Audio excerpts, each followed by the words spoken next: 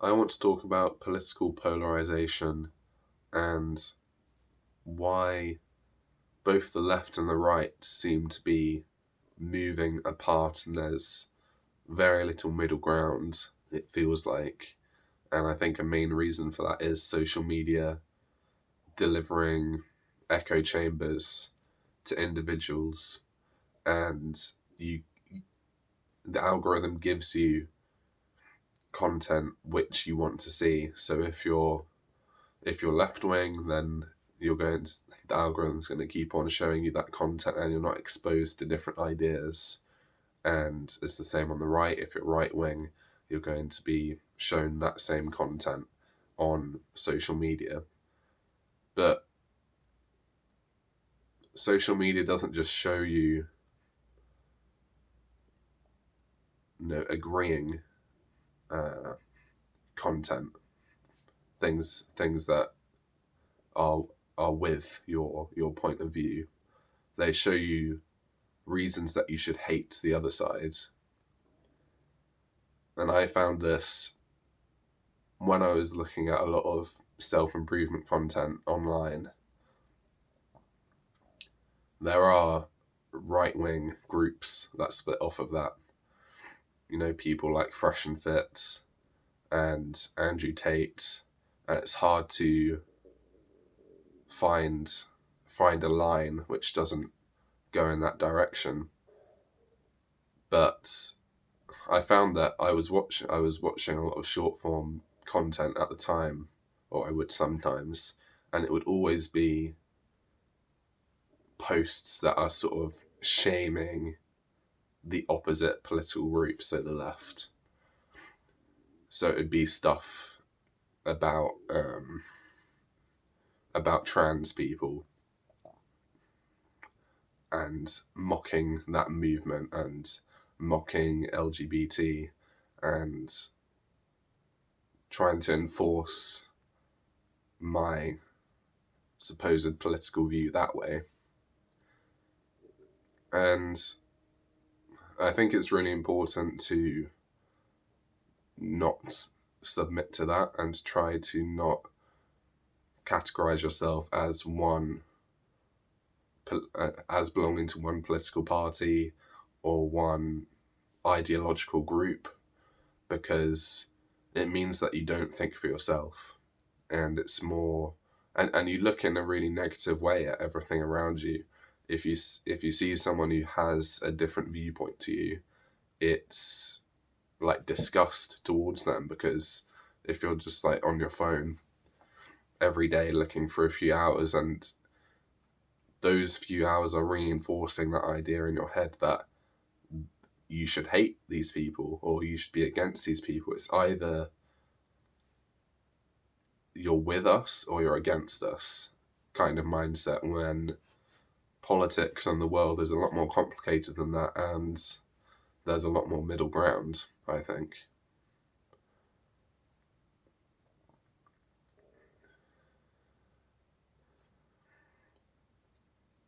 And I think it's interesting if you think about it in terms of evolution as well. Why is there this pressure to be part of one ideological group?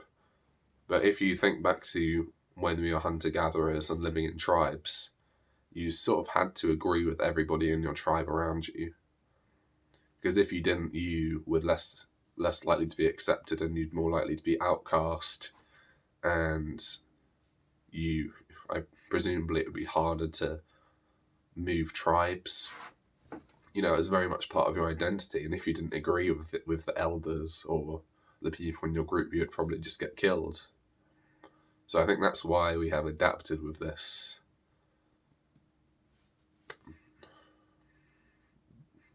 thing of just belonging to groups and group identity. But we are individuals and we are human at the end of the day, and I think it's important to not just follow a single thought leader or a single ideological viewpoint and to actually think things through yourself. What are your beliefs? What do you believe in? And I haven't got to that point yet. I think it's very easy to just, see one internet personality like Andrew Tate or Jordan Peterson, and you just copy all of their views. And then you could do the same for somebody on the left.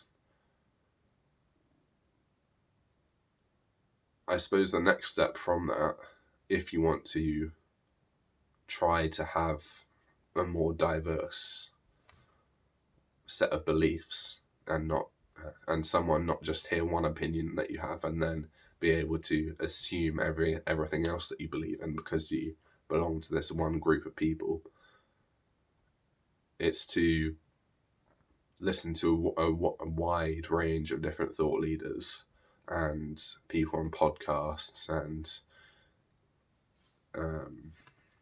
non-fiction books that you read, philosophy, because at that point you're not doing original thinking yourself, but at least you're spreading it out to different people that you're taking ideas from. And then the third step, I suppose, is to just try and have original thought yourself. I think the difficulty of that is, I think I would be able to have original thought, but I'd be worried that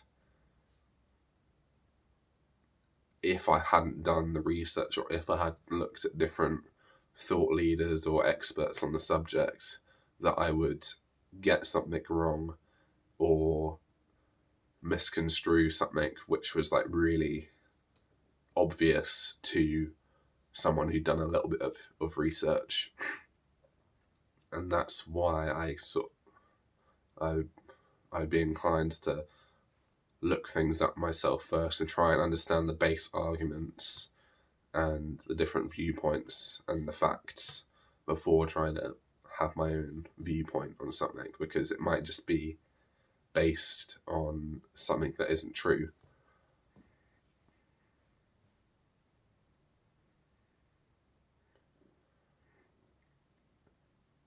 So the inspiration for this video was inspired by a Joe Rogan podcast that I was listening to.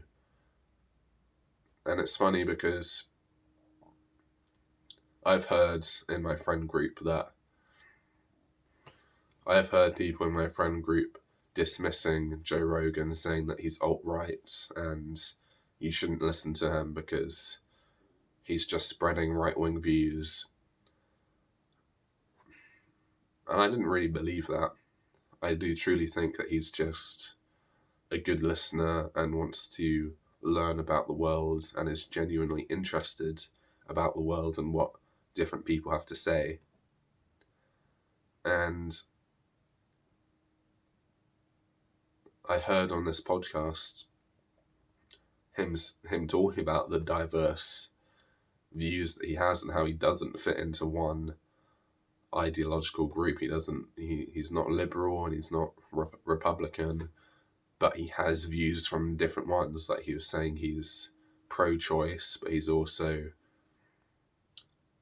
somewhat anti-vax in terms of the COVID vaccine. He's fine with all the other vaccines. So they seem to be like quite contrasting from different political groups. And life is like that. You can't just be put into a box and be reproduced and just take a viewpoint, take your set of beliefs from a certain political party or group, because it's a lot more complex like that, and everybody has a different upbringing and everybody is subject to different life events that have happened to them, and that is how you shape your like how the world works, I think, from experience. You know, if you fall in the park when you're a child and you remember what swing it was, you're going to be less likely to go on that swing again. It's the simple things like that, learning from experience and analogy. You know, people say it only has to happen once. If you're a child and there's something dangerous that you haven't learned about yet, it might be touching a hot pan or something. It only has to happen once, and then you remember like that pan is hot when it's on the stove, and don't touch it because it will burn your hand.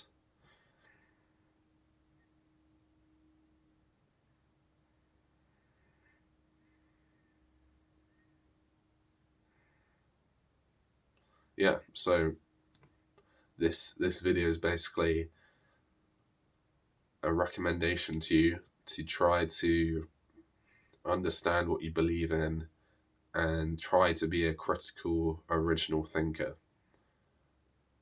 And that means going away and thinking about the different viewpoints of others that you hear around you. Do you agree with them? Do you disagree with them? And why? And I would also advise you to get off of social media, because that is the main thing that is driving this, I think.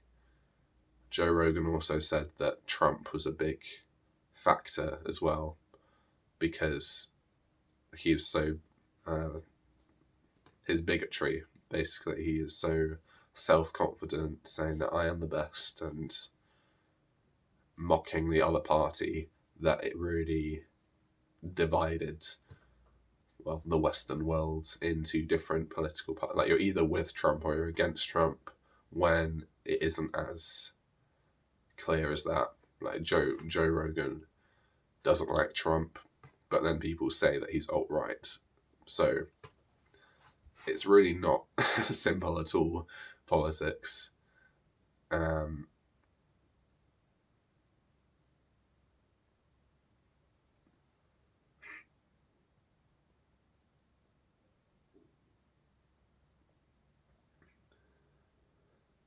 Yeah, as I was saying, there is a lot of middle ground to be found, I think, and you can learn a lot of people just by listening and being open and not being so rigid in your beliefs and the political groups that you get your beliefs from. I think to have an open mind and listen to people, you can learn a lot, and your mind can be changed about things, which is a really good thing, because I think your beliefs do evolve over time. That is all I have for this video. Have a great rest of your day, and see you soon.